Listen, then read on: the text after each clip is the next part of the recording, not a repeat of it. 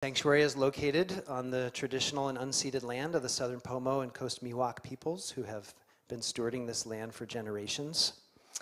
And it's our joy today to welcome Kirstyne Lange to speak to us. I want to say a special word of welcome to Gary Batchelor. He is the one who made this event happen, made the connection with Kirstyne, made the connection with the church, kept asking, what date'll work, and that's a difficult thing to do. So thank you, Gary, for your vision and your persistence. I'll let Kirstyne do most of her own introduction, but I'll just mention a few things that I know about her. First of all, she is the president of the local chapter NAACP, Santa Rosa and Sonoma chapters. You might not know it, but you could join and be a member of the local chapter NAACP. And in preparation for today, I became a member. So I want to encourage anybody who wants to do that. I was mentioning to Maya, who's here from the Press Democrat, that I had been a member of the local chapter in Colorado Springs for many years. So I would just encourage you all to do that. It's a wonderful, historic and contemporary civil rights organization that's important for as many of us who care about these things to support. I'll just read a few things also that I know about Kirstyne. She dedicated her life to diversity, equity, and inclusion, a long-term resident of the San Francisco Bay Area. Kirstyne prides herself on creating policies of inclusion in education, government, and law enforcement. Her Bachelor of Art in Public Policy is from Mills College. She went on to receive her master's degree in public administration with an emphasis in nonprofit management from Sonoma State University. And she continues to carry forward her value of diversity, equity, and inclusion in a variety of ways, a variety of leadership roles. I won't mention them all here. You can mention them if you'd like to, but needless to say, she's involved in a lot of things. I also learned that she is a volleyball coach, too.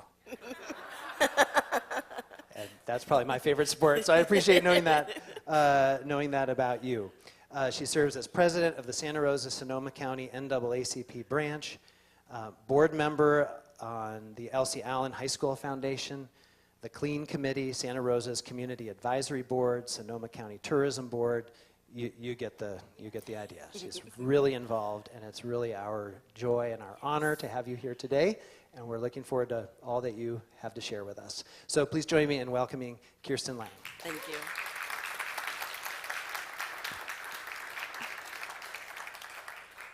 A warm and beautiful Sunday afternoon. Greetings and thank you all for joining us.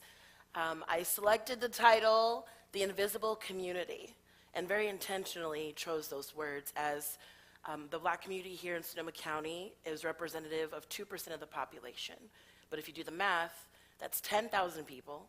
That's the same size as the city of Sebastopol and the cities of Cotati, and yet is one of the most underserved demographic groups in our community. So wanting to share a bit of history, context, history of our branch, the work that we're continuing to do, and of course, an invitation for you all to join us as well.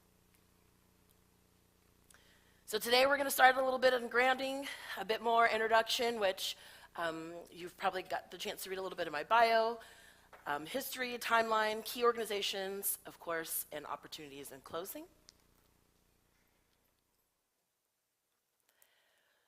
So of course we've done a land acknowledgement, but want to uplift and honor the Coast Miwok and Pomo peoples, the ancestors and those that continue to live on through their legacy, stewards of the land, and spiritual practice for all of us to just take a moment to bring into this room.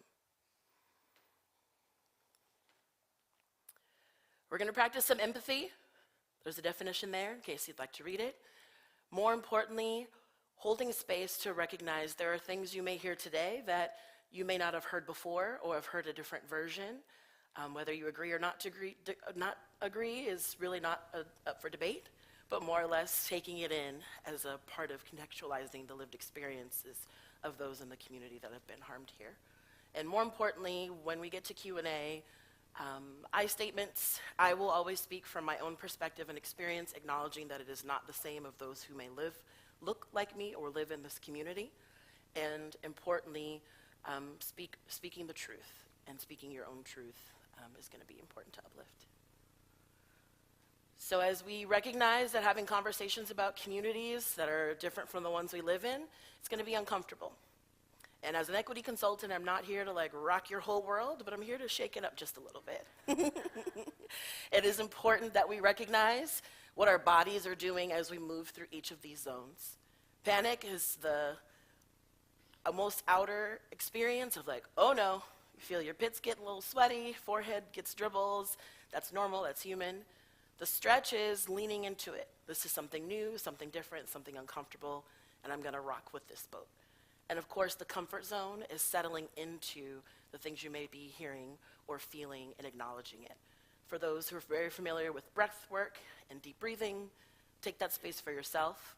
And of course, I will not be offended at any point. You may need to rise up, stretch, or move your body in order to move through this conversation today. And one of my favorite quotes that I think we often overlook the word privilege, and it can be really charged, but if we embrace it as an opportunity for how we can rethink our engagement, I think that's one of the most beautiful things we can all leave with in our time today. So here's me. I am originally from San Diego. My father is the first in many generations to break the cycle of military service. My parents, by way of their fathers being in service and stationed in San Diego, met there in 1983. My mom worked at the cleaners where my dad took my grandpa's uniforms, and the rest is history. As mentioned, I have lived here in Sonoma County now, I guess this is the 11th year. 2012 is when I moved here, and have had a career ultimately working in private independent schools. But I found myself advocating for the students and their families, because in a private school setting, it's a pay to play, but those students we give scholarships to from Roseland, from Oakland, from Hayward, from South Central LA and Inglewood, were not being able and invited to create a sense of belonging in those campus communities. And then I noticed as I elevated the need to talk about the experiences the students had, I, as an employee of color, usually the singular voice, was then ostracized and put on performance plans for behavior and being disruptive or being aggressive because I was emotional about something disturbing that took place. And that really was the birth of my own consultancy. Another challenge of being in this community for the last 11 years is no one will hire me. So when I moved back from Los Angeles and applied for 32 positions, I realized my car payment was still going to be due. I still had to pay my student loans, still had insurance, and I figured, why not take what I've learned and developed over the years and build it into something that I can then control? And that's where I birthed my consulting business. As you can see, community service I'm involved in, and just want to honor my great-grandmother, Rosalie. She moved here into Santa Rosa from Kansas in the 1950s. And as you can tell from her facial features and demeanor, she was able to engage in the community to an extent. When her children and her husband followed, and everyone realized she was Black in her neighborhood, she had to make a different choice and decided to move to Marin City. So just honoring the journey cross country to this place that was unknown and initially welcoming. Good. So we know there's a long history in the state of California and its drive and veracity to the northern area with agriculture and farming and the gold rush and all of these things that really built up this area. You can research those things. I'm not a historian, that's not my expertise, but I'm going to highlight the key things that I want to draw our attention to for today. Between the 1840s and 1860s, a number of military officials who were affiliated with the Confederacy decided to start coming into Sonoma County and scout it out. There's this open land, kind of a feast or famine, first come, first serve, and a number of them had owned slaves. So for them, it was a matter of, do I dredge my property across the nation, or do I take advantage of the peoples that were here? And you can understand who and what choices they made. The annual celebration that I find very challenging that continues to happen out in Sonoma is the Red Flag event, because that was the literal massacre of Mexican American folks at that time. And it's still celebrated for the idea of what it stood for, not the humanity in which were lost as a result of the claim to the land. California becomes a state, and this person here, General Hooker, is one of the first overseers, which was the birth of our sheriff's department, right? So who's watching and monitoring the roads, who comes in and out of here. And by 1862, Sonoma County was solidified as the wine country region in the state. This is all available from the local historical society and from the state. So if you want to fact check me, that's all available on the internet. A good Google will pull it all up for you. And a key timeline that I want to highlight for the growth and transition of our black residents here. I'll highlight some of it because I do realize the text is a little small. In 1850s, there on the census tract, 2 black residents at the time in the county. It was a married couple. They were freed from Pennsylvania, but came here and were brought into work as housekeepers and continued to struggle to obtain the financial gains to actually have a homestead of their own and working means. By 1856, John Richards, a freed black man, came down from Canada, stopped in Shasta on the way and realized that wasn't the right place for him, and came into Sonoma County and purchased up the 30-block radius that we know now as South Park. And that became the refuge for any freed slaves and anyone who was looking to rebuild their life but didn't have a place to go or to live at the time. It's my understanding, as it's captured in our branch history, that upon his death in 1878, the land became a chopping block and a battleground for who could own it. Folks coming up from the city, local leaders who wanted to have more land and grab at that, definitely took advantage of the opportunity.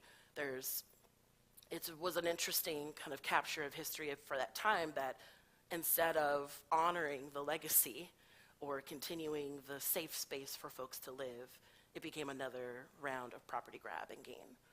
By the 1860s, there were 20 blacks identified on the census, and again, more Confederate folks from the South arrived, and it's been documented that a lot of folks were not counted and noted, because as you can see, by the end of the 1890s, there were 90 black residents, so somewhere in between the math did not math. In 1866, there was some disputes around the county clerk refusing to register people of color to vote because it wasn't in the Constitution. So this unique history of our county, there's always been a bit of progressive energy and spirit there, and yet the battleground of belief and practice and, quite frankly, racism has always been a tug and pull from the beginning of the inception of our community. The first school for students of color was open in Petaluma, and there were about 5 students that attended the school, but in its formal first act, when the Board of Education founded, they closed it because they couldn't justify that luxury of paying $200 a year to sustain the school. But shortly after, in the 1880s, Santa Rosa allowed for the 1 black student to attend school during recess and be taught on the playground. Short progression, but key history and notes to trail and track some of the disparities earlier on in a very progressive place, right? And rounding out the 1900 census block with 32 black residents and 13 specifically living in Santa Rosa. This is a quote captured in our branch history and archives, detailing the long, difficult history with what we now know to be the Press Democrat, but earlier on, in many previous versions, leaders of the print press and their very difficult relationship to the black community. And if you can think about this time of its capture and earlier time to now, not much has changed. And the stories that are told about black residents are practically non-existent. And the celebratory nature in which we see other tales shared has never been afforded to the black community here. And so, we have the NAACP. The National Association for the Advancement of Colored People is what that block of letter acronym stands for, was established in 1909 It's one of the oldest and largest national membership associations. And I had the beautiful opportunity, I'll let you read what's there, to attend the national conference for the first time in person in Atlantic City this last July.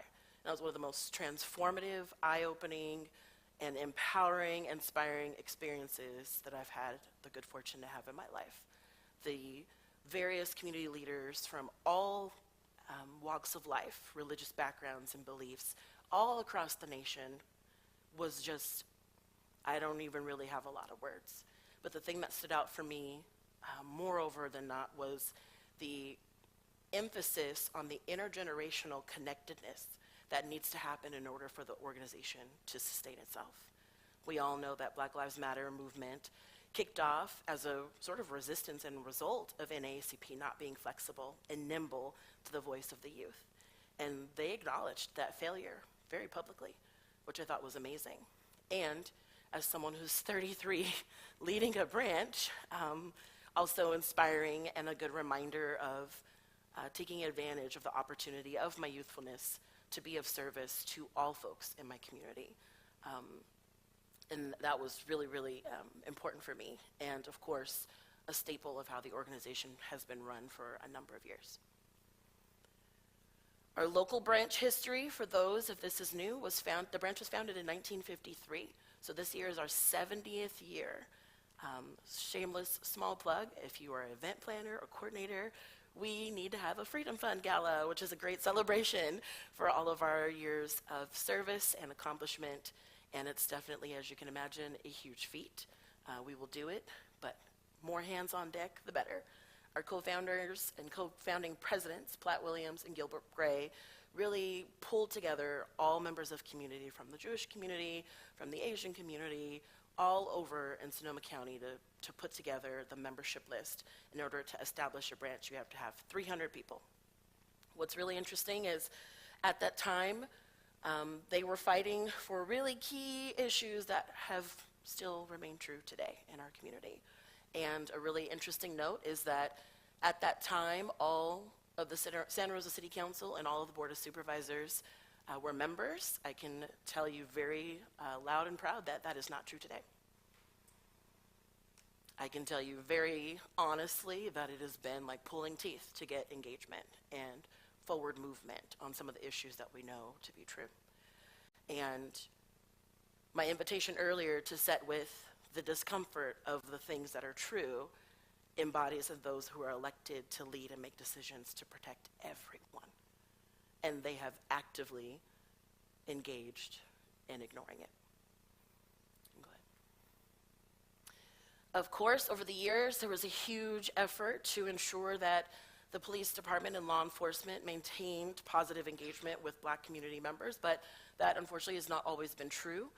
Ann Gray Bird, who has transitioned in the last summer, in July, I believe, was a leader of the branch for about 16 years and spent a good amount of her time rallying community to get behind all of the key initiatives, but really getting in the neck of the police to ensure that they were not rolling through the neighborhoods in South Park and in Roseland and Moreland and abusing young people, accusing them of being affiliated in gangs without any background, and really putting them in check, if you will, to be righteous in their process and follow their policies.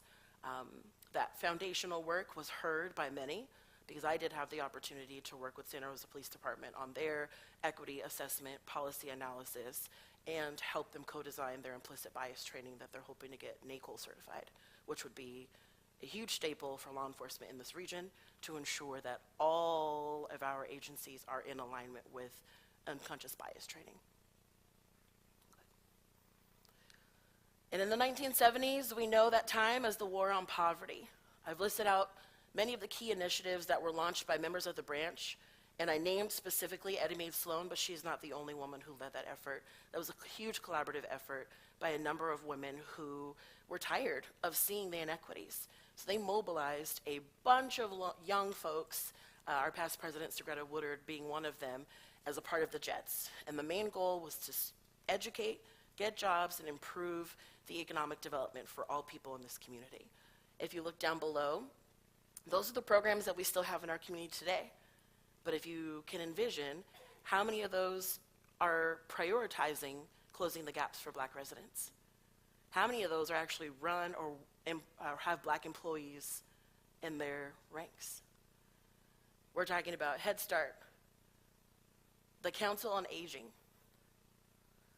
the first farm worker clinic, Alonzia del Pueblo, the YWCA shelter, Sonoma County Housing Authority, the Yokohama Indian Education Center, the Human Services Commission, the Commission on the Status of Women, the Family Planning Clinic, AmeriCorps for Sonoma County,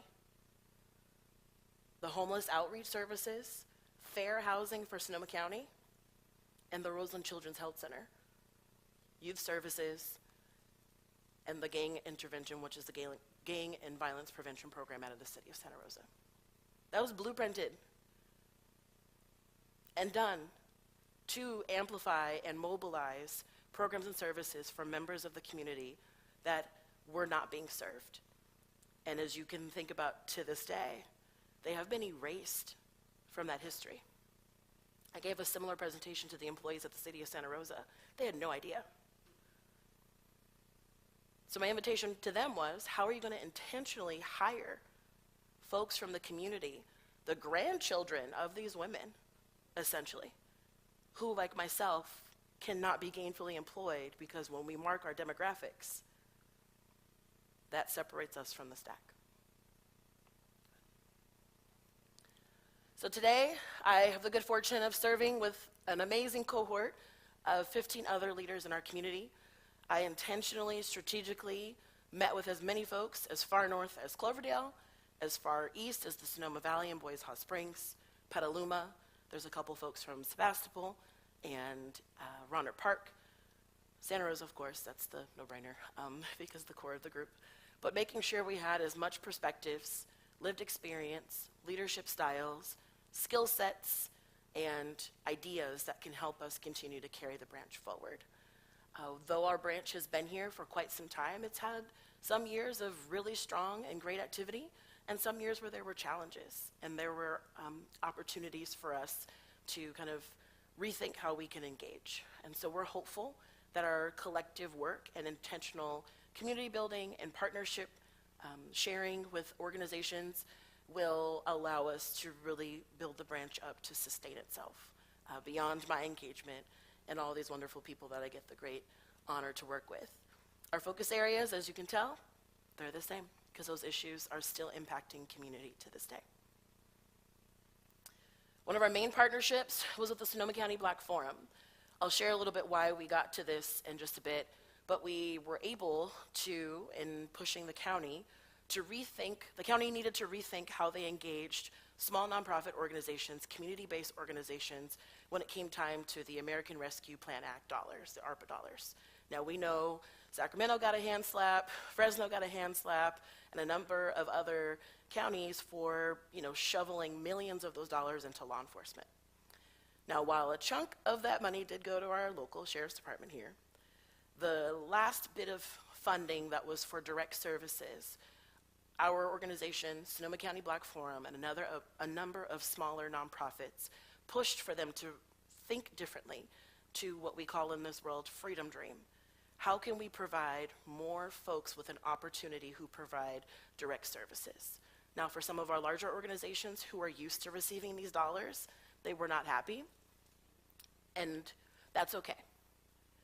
I think this was a huge opportunity to get behind community and people who have trusted relationships and partnerships to fund the necessary programs that people will engage in. And I hope that those who are still navigating their feathers being ruffled will find the opportunity and in their hearts to build relationships and coalition with these smaller nonprofit organizations to enhance access to services for everyone else that's there. The two programs we learned from doing 5 food drives and reaching a total of just under 5,200 people. We did surveys every time somebody rolled through the parking lot, and everyone said, I don't know how I'm going to pay my bills. It's stressing me out. I don't know if I can do this any longer. Based on that data, we built out 3 proposals, 2 of which were funded. The financial assistance is to support folks who need rapid cash, no questions asked. Whatever you need, here's $800. The other is for rental assistance, that's $1,200. And then the therapy fund is dedicated to providing mental health services that is culturally responsive. This means we went far and wide, as far south as San Jose's border, and as far east as East Oakland and Antioch, and asking therapists to buy into what we envisioned. Can you provide telehealth for members of our community that we don't have the capacity to serve? Yes, we do have 3 Black therapists here, but if you're a family that's been here, you know them personally. That's not the ideal safe space to divulge your deepest, darkest challenges. But if you have the opportunity to work with someone who's not too far away and will get it and can hear you out and talk you through, that would be a little bit more powerful. What we've also had the opportunity to nimbly shift is that some couples were like, we hate each other, we need support. Can we do couples therapy? The therapists have been phenomenal at making those pivots, even providing therapy for children individually or with their siblings based on the family dynamics, because as you know, the pandemic has had impacts on everybody. The third program that wasn't funded was a down payment assistance program to help get Black residents into housing. We don't know why it wasn't funded. It never made it to the scoring table. It just disappeared. So those were also an area of focus because of the results of the Portrait of Sonoma.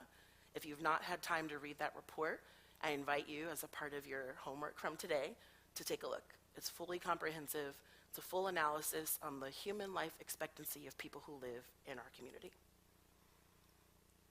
They measure that based on access to a long and healthy life, access to knowledge, and a decent standard of living. There's all these metrics and all this data that comes into play, and the consultants from Measure of America pull all this together for our county. Now, the Portrait of Sonoma came out with the agenda for action, which is the now detached county department called Health Action, and they are charged with taking these areas of opportunity and building them into programs and initiative in community. Here's how the Human Development Index is put together. So essentially, if you have physical safety, political participation, sustainable environment, self-expression, religious freedom, voice and autonomy, family and community, equality before the law, and digital access. Those all, if you have access to all of those things, they should contribute to you having positivity in the 3 dimensions as listed. And then the indicators, of course, are based on life expectancy at birth, educational degree attainment, school enrollment, earnings, and all of that gets calculated into the Human Development Index score. Oh, go back one. Oh, maybe go forward one. No, this is right, sorry. So, in Sonoma County, we, coalition of maybe 11 Black women, jumped on Zoom at 11 o'clock at night when the report got published, and these were the red flags we identified. For Black folks living in Sonoma County, the Human Development Index, right, the happy life score, essentially, decreased from 4.68 to 3.99. The state score is 5.85. The US score is 5.33. So the life expectancy and quality of life for Black residents here has definitely lowered. And Black residents have the lowest demographic lifespan than any other group in our county, by 10 years, living to about age estimated 73. So I immediately looked at my parents and were like, are you guys still moving to Arizona? Needed some safety and security in trying to digest what I was reading and recognizing that the overall challenges are there.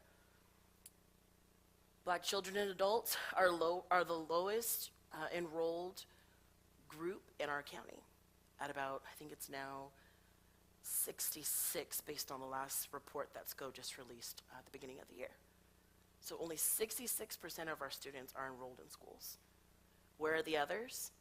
Juvenile hall, foster care system, or avoiding school because it's been so traumatizing, they've just been trying to skate under the radar. The educational attainment is, of course, lower than the overall county average, which means that the opportunity for Black residents to obtain higher education is so low at this point. The repair and restore is definitely something high on our list to address in this new leadership with school boards moving forward. Won't be an easy battle. Housing, part of the reason we developed the down payment assistance program was because of the rental burden that Black residents face, making up less than 1% of the homeowners in our county, but 68% of the renters, and 6% of our homeless population. So it indicates for us, more importantly, that there's detrimental, systemic processes that have contributed to a negative life experience here for one particular contingency in our community. Now, the challenge was in program development for us before is none of this data exists. We were told by the county at the first planning meeting for the Portrait of Sonoma that Black and Indigenous populations were statistically insignificant. For those who are number people, you know that we fall below the threshold for which they would traditionally measure, but as humans, we know that those are people. And for years, without data, we've not been able to have really honest conversations to point to some of the challenges and gaps in our area, which, you know, for both the Indigenous and Black population are some of the most vulnerable and negatively impacted by systems. Data drives decisions. Without data, you don't have to make decisions, because then it's just anecdotal, which is what we were told initially. Well, that person, they haven't lived here that long. That shouldn't also matter, but data's a whole nother conversation. I'll nerd with you another time. And so, in closing, here's some tips on helping. But what we are really looking to do this next year, as we continue to, I should dial back a bit. We've met with all versions of the City Council between January and July of 2022, presenting them with the same highlights I just shared with you. And the response we got was, thank you for the meeting. Now we know they set staff agenda and tasks and tools between July and August, where county and city employees can be tasked to work in partnership to target some of these areas. But since we got a thank you for the meeting, we know that we're gonna have to go on another haul of meetings, because now everyone newly elected doesn't know. And so my invitation to you is, join us in the work to get folks to pay attention. Join us in the work to inform folks on the reason you do the data is to understand what your gaps are. So let's put a plan in place to address the gaps. And that means inviting Black community members into the meeting to discuss, not discussing it ahead of time and then telling us what you think we need. And I also say that out loud as someone who doesn't represent the whole community, but I will leverage all tools possible to wrangle every stakeholder in possible so that people can share what they need, because it's dire. It is a part of the systemic roots of our community, and yet in such a progressive place, one of the most overlooked things. And I think we have an opportunity as a community together, despite the discomfort of how bad it looks on numbers, to really be strategic about how we push those who make the decisions around programs, around funding, and around policy to ensure that those changes can be made. And it's been done. Because in the 2012 Portrait of Sonoma, the demographic disparities were highly overrepresented in the Latino and Hispanic community.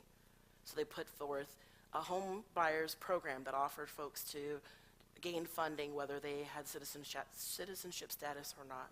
They put forth a whole educational campaign and started a number of nonprofits through the Sonoma County Foundation to boost and bolster those access points, especially around health, wellness, and medication. And between 2014 and the 21 portrait, you can see the growth shifting. Economic prosperity, home ownership, educational attainment. So it can be done, The question really is, will they ensure it is done?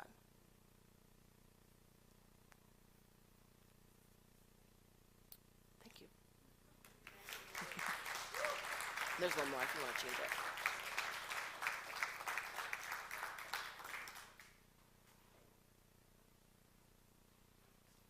Sure, I'm happy to take questions.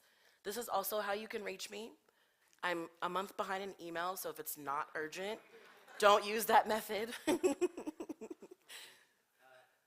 microphone. Abby, could you? No. Yes. I'm going to pass the microphone around to those of you who have questions so that everyone in the room can hear. I think we're also live streaming this presentation, so that way people who are watching it online will be able to hear your question. So I'll just, do you want to, why don't you call on people and I'll hand them the. You can Okay. work it. We'll go here. I noticed in Santa Rosa, there's a lot of huge building going on. Is any of that going to be really low income that will help the housing situation? No. So that housing is the overstock from the recession in 2007 and 2008. So the county took a really aggressive no-build approach in 2009 and 2010. So all those projects you're seeing is everything that was proposed between 2011 and 2016. So the waiting list of folks to obtain housing that's subsidized or lower income, those are all those folks, that's their housing. We are 39,000 units short as of for 2022, which puts us in violation of SB 9, and we're 17,000 units short for the lowest of low income person in our county.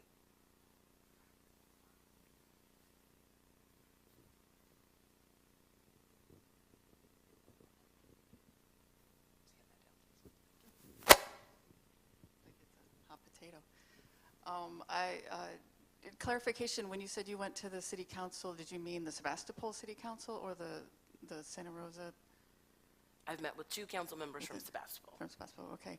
Because I'm just trying to envision what it looks like. What is our role as community members, as primarily white identified, but not entirely, and there's diversity within whiteness. But what's our role? And what I heard you ask to hear the voices of Black members of our community, I was picturing how scary it is to talk at a city council meeting with folks who may or may not say thanks for coming and saying something bye-bye. Right. And I'm kind of scared to ask, but like what, there's a big part of me that doesn't want to put that on our handful of Black community members. Our Black community is growing since different things that have happened in the last few years, but there's a lot of pressure on our Black community to do this work. Yeah. Is there any guidance you have for us so we can feel our power in this? Yes. I think the first thing to do is ask the council member leaders, because the 2 that I spoke with, one didn't really, I don't think she got it, and the other didn't renew her run for office, is to really just ask folks, what are their relationships with NAACP? What is your relationship with Sonoma County Black Forum? Are you engaged? Are you paying attention to their newsletter? Are you reviewing those details? And the beauty of having an organization is the organization can be the vehicle. And people don't have to be self-identified. And typically what we've done, especially with the county supervisors, is we find 15 people, we get in a text chain, and we say, all right, 3, 2, 1, hey, comment, and get in line. And although they like for you to identify where you live, it's important that they recognize that sometimes you have to represent a group of people. And the population in Sebastopol is small, but there's also a really great contingency out in Forestville, family that live on shared land. So really finding opportunities to amplify and uplift their long time lived experience and being isolated a bit. I think the other part of your question is how we get more groups to pay attention to this and advocate for it. I think Lucienne modeled a first step on Friday with their program to address anti-Blackness within their own community and what has been a stopgate for other communities of color showing up for one another. And I think that that's really where we have to dig deep and think about where our discomfort prohibits us from engaging. My question is recently, within the last year and a half, we've actually seen quite a big change within elected officials within Sonoma County and showing a little bit more diversity. We have our first black mayor in Roanoke Park who just finished her term in Jackie Elward, and we've got our first black mayor in Roanoke Park in Natalie, and we have our first black sheriff. So are you hopeful that there's change, and how do we get them engaged to aid in the process Yeah. of, uplifting the community in which they are directly a part of? They are, and I think part of that is they have not all been able to engage. And so I think for some of them, their positions have prohibited that. Very frankly, Sheriff Ingram has lived here for 20 years and none of us met him until he was campaigning.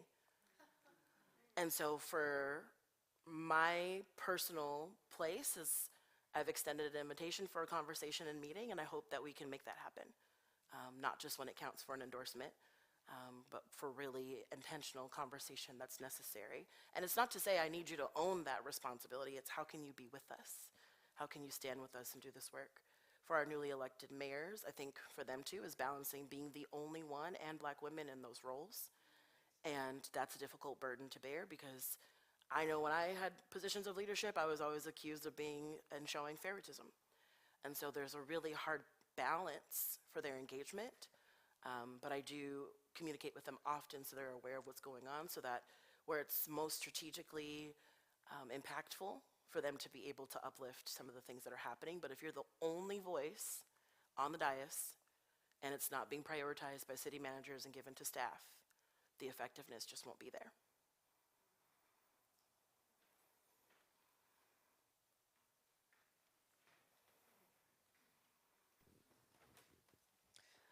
Well, welcome. Thank you. And on a more personal level, I had many friends of color, but since I moved to this town, they won't visit me here. Yeah.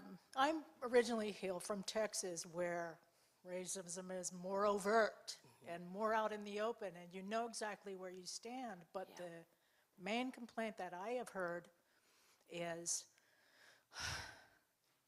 people that try to visit me here feel unwelcome immediately, are approached by other people who don't even know them and ask what they are doing here and when are they leaving.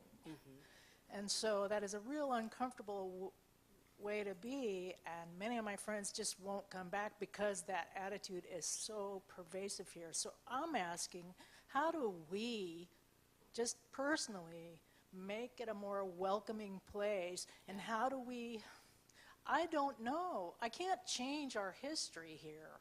I don't even know about the history here, except for people of color saying to me, I'm going to get harassed, I'm going to get in trouble, and I'm probably going to get hurt, so I don't want to be here. So how do I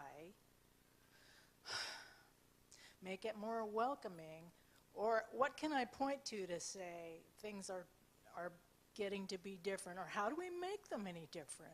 Yeah. 'Cause that's a lot of questions, but It's those okay. are my questions. I get the gist of where you're going. I mean, I had that experience too. I lived in Oakland for 10 years before I moved here, and I was not interested. But my dad had this like fond little memory of coming here to visit his grandma and pushed the family transition. So we are here now. It is not easy. There are people who get harassed all the time. My brother does every time he gets pulled over. How did you get this car, boy? Right? Like 2022, 2023. That's what he's still facing, right? From engagement with law enforcement. When I served on the Iolero CAC, I got pulled over 8 times and got 6 tickets, paying the county over $5,000 in fees for being of service and recommending policy change, right? Like those dynamics are real and true. And I think the important piece too is when we're in social settings, formal or informal, we ask people the same questions. How long have you been here? What's your family story? People think I'm visiting all the time. And it's just not the case. It's similar to the assumption that when you're in college, or my experience when I was in college, there was a lot of like, oh, you must be here on scholarship. No, my parents paid. They were working people. They paid my tuition at Mills. I wasn't on a full ride. I had academic support in that entity, but they had to work and pay during the recession and sacrifice greatly for me to finish my education there. But that assumption always is you're still not part of the norm in the social setting.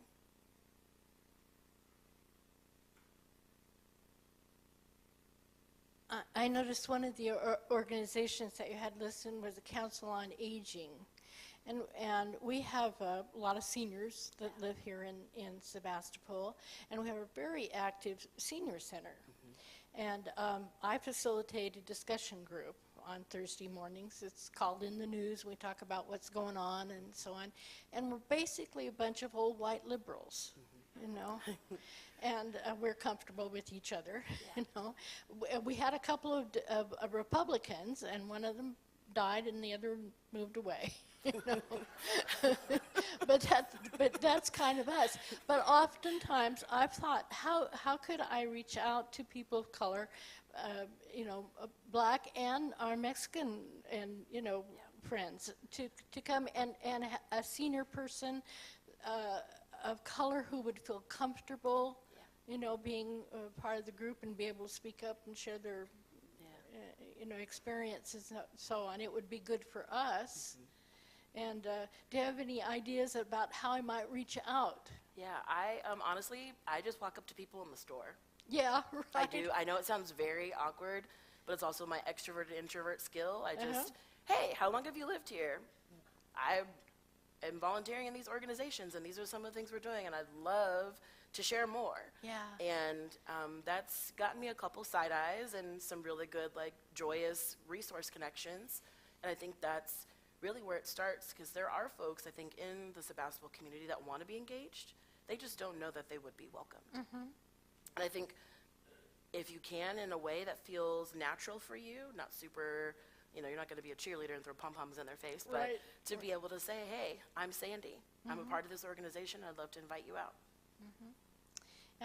There was a couple of ladies that came to there was a nice lunch program at the senior center, and there were a couple of ladies that came, and one of the ladies, an older Black lady, and she came to we had a professor came and talked about stuff, and she and another younger lady came, and I wasn't sure whether she was a caregiver or a daughter, but I spoke to both of them and asked them, wouldn't they come and be involved in our group, and I'll keep working on that. Yes. Okay. And I think, too, recognizing that when people are the only one, Sure. and you've not had that lived experience, especially in your professional work or social or even in your religious spaces, it's uncomfortable. Yeah. But I think there's always an opportunity to help people build that comfort, especially with you as a person, when they see you. And then while we are all still hyper-vigilant with our own identities, it doesn't become the center of what keeps us from engaging. Just invite, be welcoming, yeah. I had to run up to some young Black person on the street and say, do you have a grandma? That would actually get you pretty far here, Yeah, yes. maybe so. I think we have time for maybe one or two more questions. I'm going to go here to Alicia.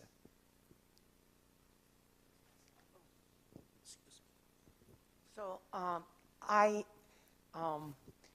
knew a lot of those people, Platt, Williams, and Yes. yeah. And my name is Alicia Sanchez, and I'm president of the board of directors of the KBBF bilingual radio station. And one of the things that before his passing is Vincent Harper.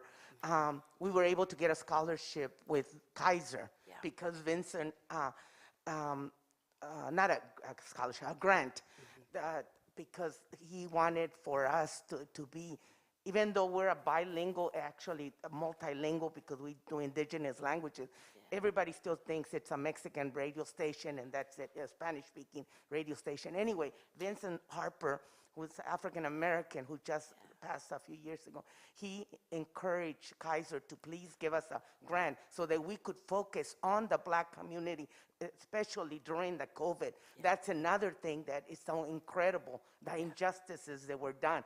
A lot of it was focused on the Latino, and that part when you said the growth on the Latino focus, that looking at the Latino community came because of pounding by the Latino community in Santa Rosa, especially.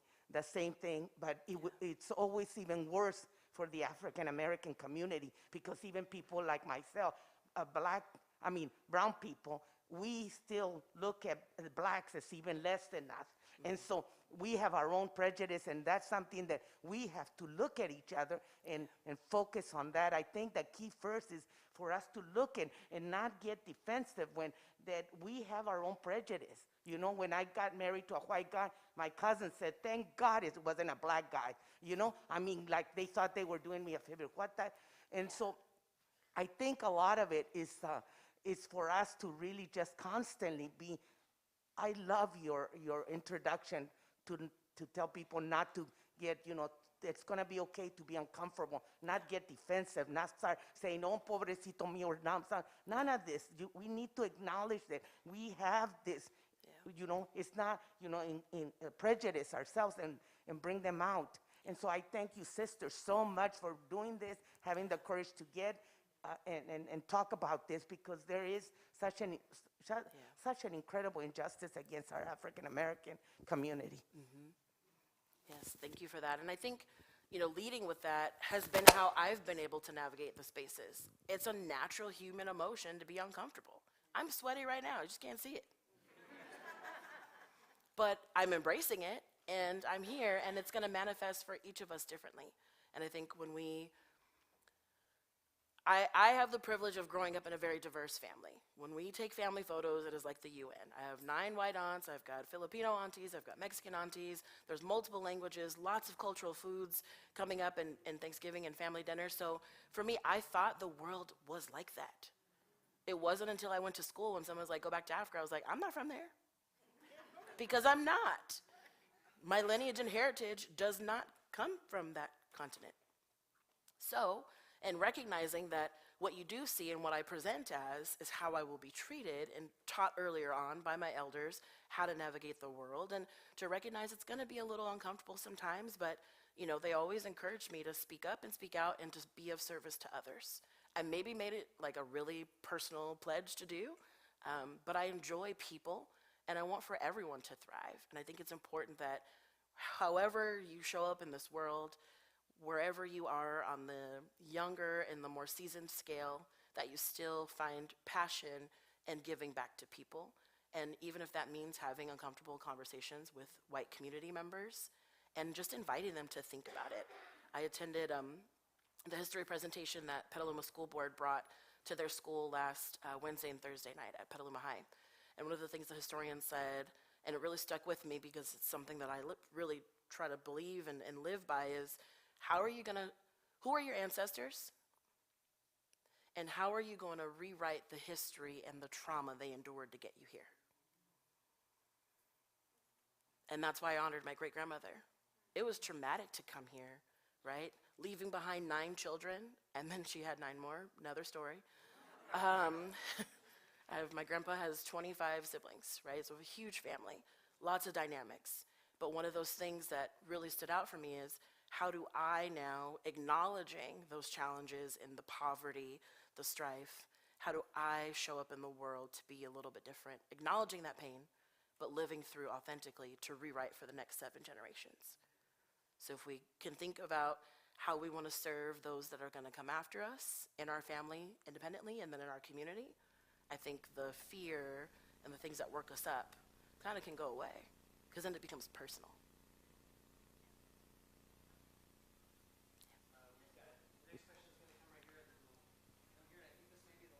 Okay. Hi, Kirsten. At one point, you and I spoke about some racist issues in Sebastopol schools. Yes. And I wonder if you could talk about that a minute. And also, that's an indication of what they're learning at home, and how do we change that? Right. As a whole in the county, everybody has problems, I'm just going to say that. But specifically in Sebastopol, there are a number of families in the elementary schools that are not addressing some of the challenges around rhetoric being used at home, telling black students that they're ugly, their hair's too curly and kinky, another, go back to Africa, why are you so dark, can I rub your skin off? You can think of all the craziest things, and they're being said in kindergarten, first and second grade. The challenge I'm having is getting administrators, the principals and the superintendents, not to settle in their discomfort around it, but to actually discipline those students in a restorative way. You don't need to suspend everybody, but how do you introduce a restorative process so that while those conversations can happen at home, students understand the expectations of how they are to conduct themselves in a shared school learning environment? How do we help also provide that training to our teachers so that when they're hearing it, they're not hoping it goes away, but they are being proactive stewards of creating the culture? Because we all know it whittles down to belonging. Because what I'm seeing in other parts of our county is that the black students are frustrated. So then what happens when you're frustrated and somebody calls your name? You deck them. Or you say something even more mean, or you retaliate, and then you become the person that's disciplined out of school because the system failed you years before. Now, I've done quite a bit of work with Annalee High in the last, I'd say probably 2 years, but I've been involved in their work since about 2016 when they had their Title VI violation, when the young man on the football team was hazed and harassed. I work closely with his mother like this. And one of the things that I've seen now happen that didn't happen then was that there's a community commitment to rewriting the narrative, again, for the next few generations, because students who are vocal, they last for a cycle of 3 to 4 years in a school. But how does the administration take responsibility and take that burden off of the young people to feel like they're responsible for change and have the adults model it? So that's what myself and a number of others have been coaching the superintendent and the principal at Annalee to move through and put aside their discomfort and feel bold to discipline students who are actively and intentionally causing harm and creating a hostile learning environment for their peers. And yeah, they had an instance where a parent retaliated and said they were going to sue the school for reverse racism, which we know is not real, but it really gave them an opportunity to step into that uncomfortable conversation and model for the teachers and the athletic coaches where it happened that the school's legal counsel will also support them. Title VI is a protection of civil rights that both the students are governed by, the school's responsible for upholding it, and it also has protections for the teachers who are the ones illuminating the challenges. And so the more that people revisit these laws and policies and uphold them, the better the students are for the duration that they're in the hands of these adults for 9 or 10 hours a day. I'll also just mention that the current ASB president of Annalee High School is a member of this church and is in this room and has been part of anti-racism work on that campus. Yes. He's sitting right over there. Your presentation was so important. Thank you. And you spoke. You were supported by some excellent graphics. Is there a possibility that we might have those to remind us and put your carefully worded words in the way you framed it? Yes. That I can recall what I've also heard from you? Yes. And thank you. Yes. Part of challenging you to do it is to give you the information, so I'm all about it.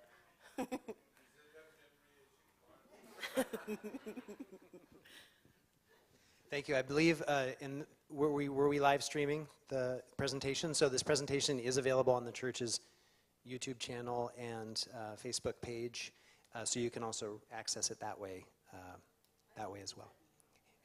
And I hear you. and you may be able to provide for us Yes. the files or so forth. Well, I'll just say one more word of thank you. And in fact, I feel a little movement here. Part of our tradition is to offer a blessing, and I wonder if you'd be open to that. Yeah, sure. And I'd like to invite my colleague, Pastor Rachel Knuth, forward, and I'd just like to say a prayer of blessing over you and your colleagues and your work, if that is okay. That's okay. And would it be okay if we just lay a hand on I your grew shoulder? up Catholic and Baptist. I totally get it. Okay, good. I'm confused, but I got it. And for those who may want to participate, if you want to raise a hand or hands in a sign of blessing.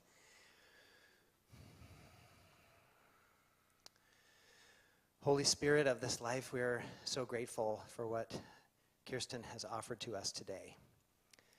Not just on behalf of herself, but on behalf of the communities that she serves. we feel so many things. We feel bothered. We feel enlightened. We feel challenged. We feel uncomfortable. We feel emboldened. Help us to feel all of these feelings. And may they lead us to new, different, creative decisions.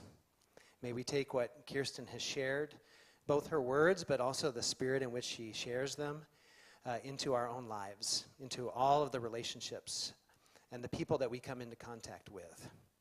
God, may we not just sit back and think, oh, isn't that great that Kirstyne's doing all this leadership, but rather, isn't this great that we are now becoming part of this movement, that we're going to move, to do something different for the well-being and the uplifting of all of the people in our communities, especially people of color and Black people who now we know, if we didn't know before, don't feel welcomed, don't feel empowered, don't have the resources that we would want for anybody in our community. And so help us now to become those who challenge ourselves and the leaders in our communities to do the next right thing as together we build the beloved community.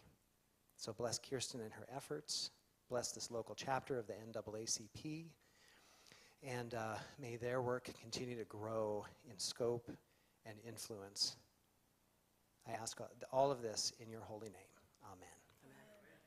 Please join me one more time in thanking Kirstyne for her time with us. Thank you so much. Thank you, and thank you all for coming.